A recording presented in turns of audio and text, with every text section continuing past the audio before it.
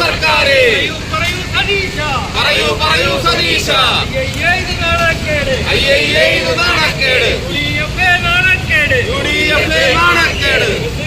भारत माता के बोलो भारत माता के बोलो भारत माता के പ്രതിഷേധം പ്രതിഷേധം പ്രതിഷേധം പ്രതിഷേധം ബിജെപിയുടെ പ്രതിഷേധം ബിജെപിയുടെ പ്രതിഷേധം കേരളമാകെ പ്രതിഷേധം കേരളമാകെ പ്രതിഷേധം ഹലോ മിസ്റ്റർ സതീശ ഹലോ മിസ്റ്റർ സതീശ സൗജന്യമെന്ന് പറഞ്ഞിട്ട് വോട്ട് നേടി ജയിച്ചിട്ട് വനിതകളെ ആകെ വഞ്ചിക്കുന്നേ ഓർഡിനറി ബസ്സുകൾ സിറ്റി ഫാസ്റ്റോ ഓർഡിനറി ബസ്സുകൾ സിറ്റി ഫാസ്റ്റോ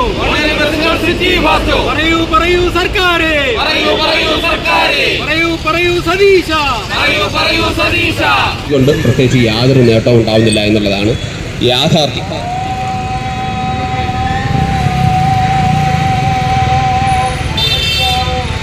ശരിക്കും നമ്മൾ ായ വാഗ്ദാനങ്ങളെക്കുറിച്ച് നമ്മൾ അവബോധരാകേണ്ടിയിരിക്കുന്നു. പൊതുസമൂഹം ജാഗരൂകരാകേണ്ടിയിരിക്കുന്നു. കാര്യം രാഷ്ട്രീയ നേതൃത്വങ്ങളുടെ ഇത്തരത്തിലുള്ള കൊള്ളയായ വാഗ്ദാനങ്ങൾ, കാര്യം ഇത് നടപ്പിലാക്കുന്നത് എങ്ങനെയെന്ന് ഈ വാഗ്ദാനം മുന്നോട്ട് വച്ച സമയത്ത് തന്നെ പൊതുസമൂഹം ചോദിച്ചു തുടങ്ങിയതാണ്. ശരിക്കും നഷ്ടത്തിലായ ഒരു സ്ഥാപനം, വളരെ വർഷങ്ങളായി സർക്കാരിൻ്റെ ധനസഹായം കൊണ്ട് മാത്രം പെൻഷൻ വരെ നൽകിക്കൊണ്ടിരിക്കുന്ന ഒരു സ്ഥാപനം, അതിൽ സൗജന്യം കൂടി നൽകിയാലുണ്ടാവുന്ന ആ KSRTC സംവിധാനത്തിൻ്റെ അവസ്ഥ, ഇതെല്ലാം പൊതുസമൂഹം ചർച്ച ചെയ്തതാണ്. ഇനി ഇപ്പോൾ തന്നെ എന്താണ് സംഭവിക്കുന്നത്? ഈ സൗജന്യം നൽകുമ്പോൾ സാമ്പത്തിക നഷ്ടം സർക്കാർ എല്ലാ മാസവും ആദ്യം നൽകണം. ധനസഹായം സർക്കാർ ആദ്യം KSRTCക്ക് അവരുടെ ഒരു ആവശ്യം. ദൈനംദിന ചെലവുകൾ കണ്ടെത്തുന്നതിന് തന്നെ വളരെ പാടുപാടാണ് എന്നുള്ളത് ഇവിടെ ധവളപത്രം ഇറക്കിക്കൊണ്ട് നമ്മുടെ VD സതീശൻ പറയുകയുണ്ടായി. ആ അവസ്ഥ പരിതാപകരമായ സാഹചര്യത്തിലാണ് ഇപ്പോൾ ഈ ഒരു സൗജന്യം കൂടി വരുന്നത്.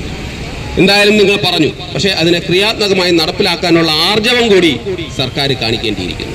അതിനു വേണ്ടിയിട്ടാണ് നമ്മൾ ഈ ഒരു പ്രതിഷേധം ഈ സംസ്ഥാനത്ത് എമ്പാടും നമ്മൾ നടത്തുന്നത്.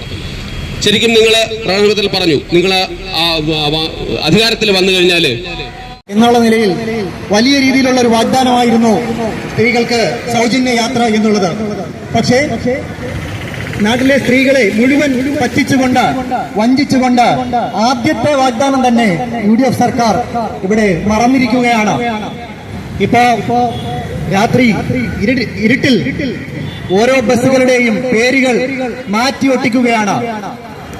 എല്ലാ ബസ്സിലും സൗജന്യ യാത്ര എന്ന് പ്രഖ്യാപിച്ചുകൊണ്ട് അധികാരത്തിലെത്തിയ VDS സർക്കാർ രാത്രിയുടെ മറവിൽ ബസിന്റെ ഓരോ പേരുകളും മാറ്റി ജനങ്ങളെ വീണ്ടും പറ്റിച്ചുകൊണ്ടിരിക്കുന്ന അവസ്ഥയിലേക്കാണ് പോയിക്കൊണ്ടിരിക്കുന്നത്. ഇതുപോലെ കഴിഞ്ഞ 10 വർഷം ജനങ്ങളെ പറ്റിച്ച ഒരു സർക്കാർ ഇന്ന് വെറും 30ഓളം സീറ്റുകൾ നേടി പരാജയത്തിന്റെ പടുകുടിയിലേക്കാണ് വീണിരിക്കുന്നത് എന്നുള്ള സത്യാവസ്ഥ നിങ്ങൾ കാണാതെ പോകരുത് എന്നാണ് BJPക്ക് ഇവിടെ പറയാനുള്ളത്. അതുപോലെ തന്നെ